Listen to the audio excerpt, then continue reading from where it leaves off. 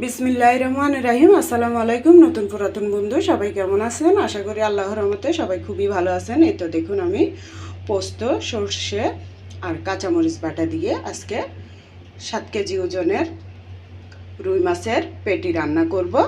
তো দেখুন খুবই সাধারণভাবে আমি রান্নাটা আপনাদের সাথে শেয়ার করব। তো বন্ধুরা চলুন রান্নাটা শুরু করে দিই। আগে রান্না শুরু করতে করতে কী কী মশলা দিই ওটা বলবো। তো বন্ধুরা হাঁড়ির মধ্যে সয়াবিন তেল দিয়ে দিলাম। আপনারা চাইলে এই মাছের পেটির মধ্যে সর্ষের তেলও দিতে পারেন। তো বন্ধুরা হাঁড়ির মধ্যে সয়াবিন তেল দিয়ে দিলাম, আপনারা চাইলে সর্ষের তেল দিতে পারেন। আমরা কিন্তু সর্ষের তেলের গ্যারান্টা তেমন সহ্য করতে পারি না, তাই সয়াবিন তেলটা দিলাম। এই তো পেঁয়াজ কুচি দিয়ে দিলাম, আধা চামচ থেকে কম আদা বাটা, রসুন বাটা আধা চামচ, 4 চামচ ছোটোগুলোই এগুলো দিয়ে দিলাম। এগুলো দিয়ে ভালো করে একটু ভেজে নেব কাঁচা গন্ধ যাওয়া পর্যন্ত। তো বন্ধুরা আদা রসুন পেঁয়াজ একটু লাল লাল করে ভেজে নিলাম। তো আমি 4 চামচ ছোটোগুলোই 1 চামচের মতো হলুদের গুঁড়ি দিলাম, মরিচের গুঁড়িটা একটু কম দিলাম।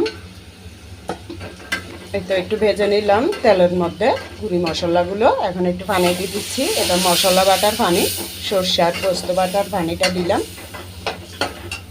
তো বন্ধুরা পেঁয়াজের সাথে কিন্তু একটু লবণ ছিল, আপনারা হয়তো খেয়াল করছেন। এখন আর একটু দিয়ে দিলাম স্বাদ অনুযায়ী। তো বন্ধুরা এই তো দেখুন মশলাটা ভালো করে কষিয়ে নিলাম 1 মিনিট পর্যন্ত। আমি মশলার কাঁচা গন্ধ যাওয়া পর্যন্ত ভালো করে কষিয়ে নিলাম। তো বন্ধুরা এখন আমি কাঁচামরিচ 10টা আর হলুদ সর্ষে আছে 4 চামচে 1 চামচ, পোস্ত আছে 1 চামচ। তো এগুলো আমি বেটে এখানে দিয়ে দিলাম।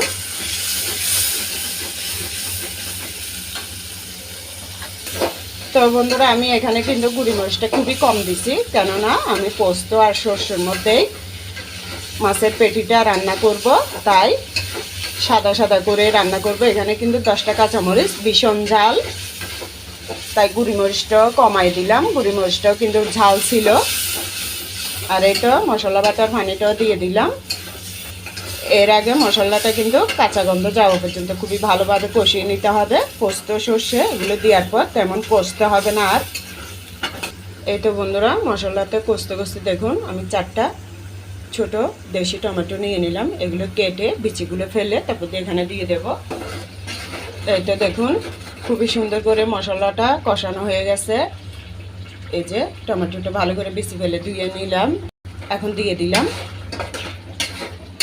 তো বন্ধুরা এমনভাবে কিন্তু টমেটোটা দিলাম যাতে টমেটোর স্বাদও থাকবে, কিন্তু বেশি টক হবে না। এমনই মাছটা খেতে লাগবে, খুবই ভালো লাগবে খেতে।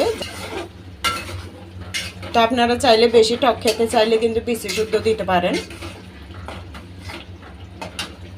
তো টমেটোটা দেওয়ার পরে আবারও সামান্য একটু নেড়ে নিলাম। এরপরে দেখুন মাছটা দিয়ে দিচ্ছি বন্ধুরা। এই তো এখানে 7 পিস পেটি আছে, এগুলোকে ভালো করে হলুদ আর লবণ দিয়ে গরম পানি দিয়ে ভালো করে ধুয়ে নিচ্ছি। যেহেতু তাজা মাছ এগুলো আমি ভাজা করব না বন্ধুরা।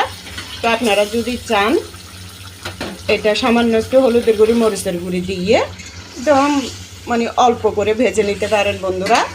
তবে আজকে আমি এটা তাজা মাছ, তাই এভাবেই পোস্ত সর্ষের মধ্যে মনে চাইছিল যে মানে এভাবে কাঁচাই রান্না করব, একটু সামান্য ঝোল ঝোলের মধ্যে। এভাবে কিন্তু খেতে অসাধারণ হয়, যেহেতু এটা 7 কেজি ওজনের মাছ আর পেটিটা কিন্তু তেলে ভরা, খেতেও কিন্তু অসাধারণ হবে বন্ধুরা। আমি যে যে মশলা দিছি ওরকমভাবে ওই মশলা দিয়ে আপনারা শুধু একটু হালকা ভেজে নেবেন, যারা কাঁচা পছন্দ করেন না তারা আর কি। আর আমাদের মতো যারা কাঁচা পছন্দ করেন তারা এইভাবে রান্না করে দেখবেন, খুবই অসাধারণ হয় এই রান্নাটা।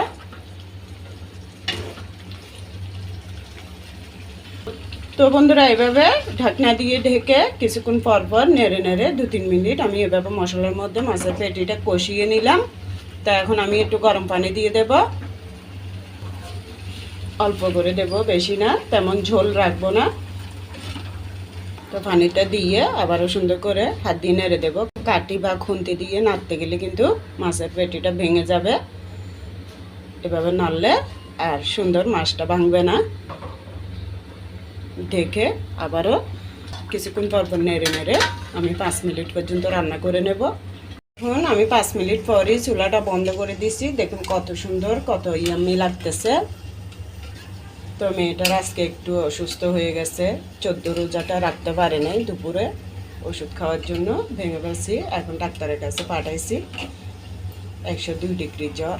তো এই অবস্থায় মেয়েকে দিয়ে কাজটা করাচ্ছে। বন্ধুরা আপনারা সবাই দোয়া করবেন। কি করব, আমি অসুস্থ, হাতটা কাঁপে, মোবাইল ধরতে পারি না, তাই মেয়েকে দিয়ে বাধ্য হয়ে করাইতেছি। যেহেতু ইউটিউবের মধ্যে যখন রান্নাটা দিতেছি তো দিতে হবে একদিন পর পর। তাই বন্ধুরা হাজারো কষ্ট হলে কিন্তু ভিডিওটা করতে হয়। জানি না ইউটিউবের মাধ্যমে কখনো কি এই কষ্টের সফলতা কি পাবো, সম্মানটা কি পাবো নাকি না পাবো, সেটাই একটা টেনশন। তো আপনারা সবাই আমার মেয়েটার জন্য দোয়া করিয়েন। তো বন্ধুরা সবসময় টেনশনে থাকি ছেলে মেয়ের কিছু হলে, কেননা এই তো বোনের স্বামী একটাকে হারালাম, হঠাৎই মারা গেল, তক্তাজা মানুষ। এর মধ্যে বড় বোনের ছোট বাচ্চাটাকেও হারাইলাম। তো ছেলে মেয়ের কিছু হলে এখন আমার আরও ভয় ঢুকে গেছে।